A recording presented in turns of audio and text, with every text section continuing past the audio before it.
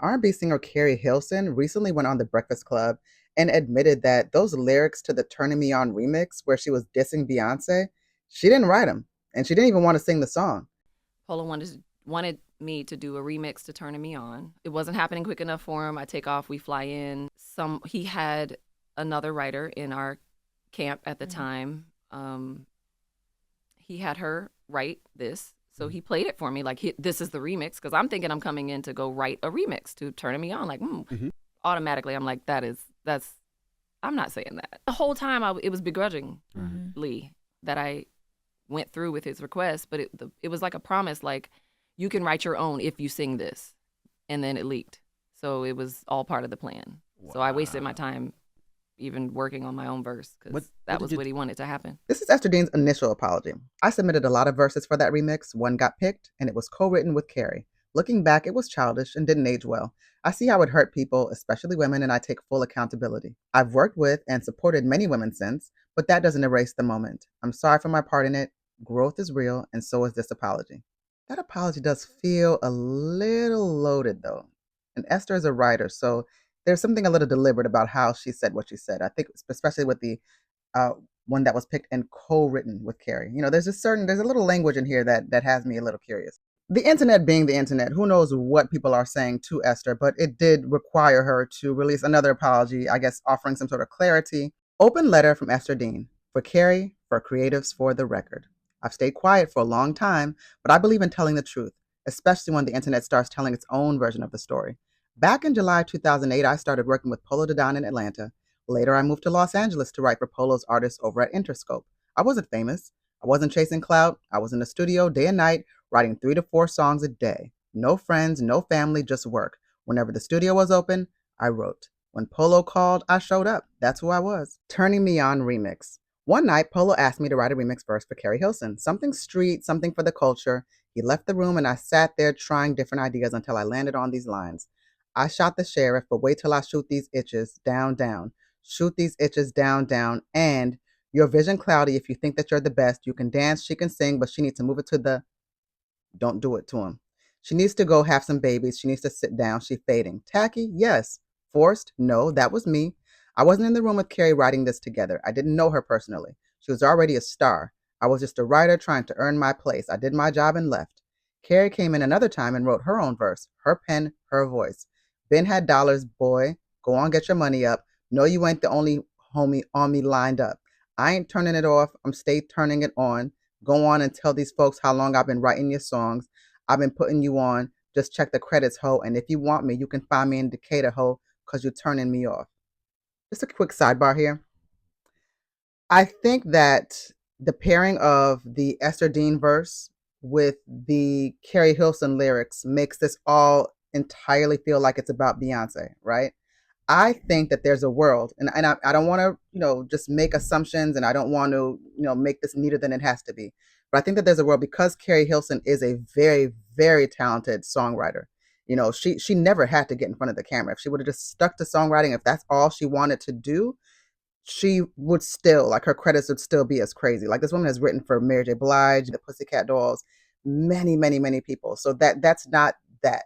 But I think that in Esther's deliberate wording of this message, it kind of makes it seem like, well, she knew what I was writing about. She added this.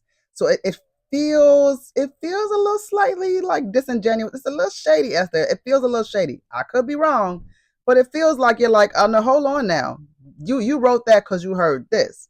You wrote that because you saw what I wrote and you decided to dig a little deeper. And to continue, she says, I went on to write on both of Keri's albums. She even showed love and did a cameo in my Drop It Low video.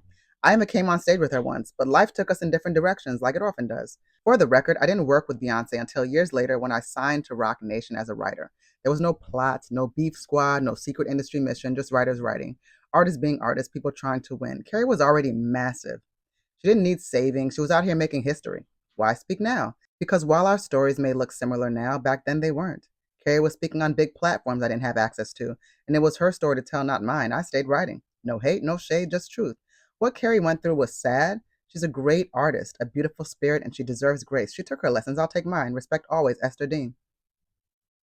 Now, Esther, and I love Ester Dean, by the way, so And I've actually interviewed Ester Dean too, so this is no shade. I really enjoyed interviewing her. Like Ester Dean, like we really hit it off. It was one of my favorite interviews. I'll even say that.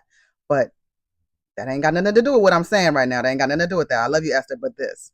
I think that there's some sort of, again, Esther's a writer, okay? So I'm interpreting this in knowing that everything a writer can write, especially on that high level, somebody that talented, you're not just saying things to say things. There's no filler words. This is, really what I'm getting at. And I think that when Esther says Keri was already massive, she didn't need saving. She was out here making history.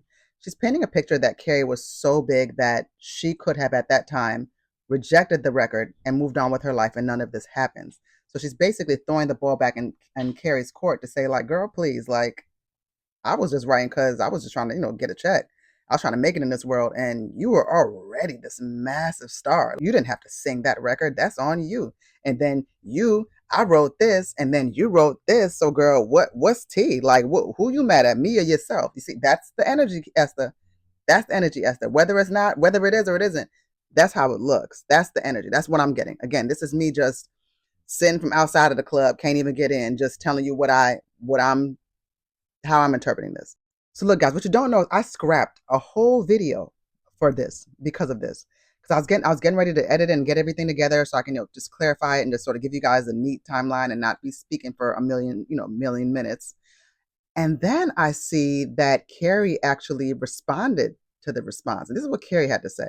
Now and I have not read this. I'm reading this in real time right now. My source on this is vibe.com. And the headline is Keri Hilson blasts Ester Dean's apology for Beyonce diss on Turning Me On remix.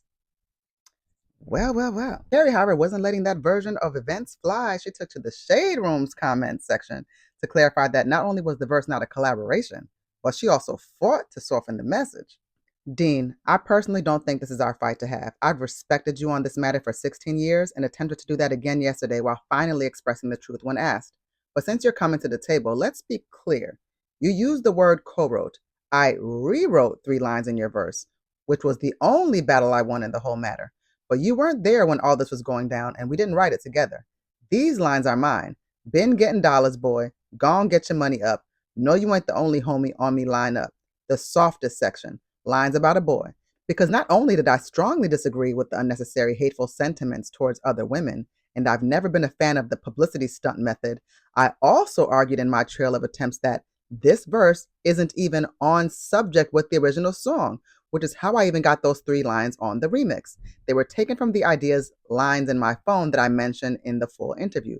You chose to stay quiet for 16 years, but coming out only now when you felt a portion of the heat I've gotten all this time? I really wasn't going to discuss this anymore, but in that interview, we talked about the backlash of not speaking up for myself. So I just want to finally clear the air, respectfully. For those who only watched the clip, I suggest you watch the full interview. Love.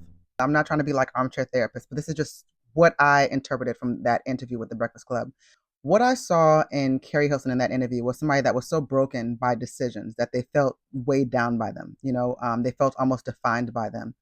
But I feel like the things that have happened to Keri and the decisions that she made, I do not feel like they're defining decisions. And none of this takes away who she is as a singer, a songwriter, as a performer, and even as an actress. She's a very well-rounded. She's done a lot of things, guys. Like, there's a lot to this woman. She's had to live with this. And to be someone that's just so, quite frankly, overly kind that you're willing to protect people that weren't able to protect you. Even in this moment and all the heat that she took, I think she has a compartmentalization problem where it's like, yeah, this person caused this bad thing to happen to me. Maybe not directly, but it's a result of this. Keri, you could work with any producers and still be Keri Hilson. Like, and that's not to say like you should be beefing with Polo or Esther. That's not even the point.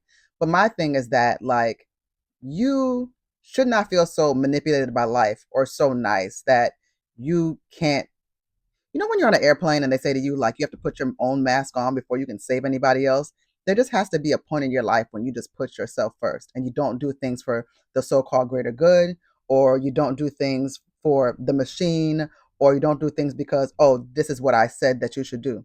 You have the power to say no. No is a complete sentence. And if it doesn't feel good, then don't do it.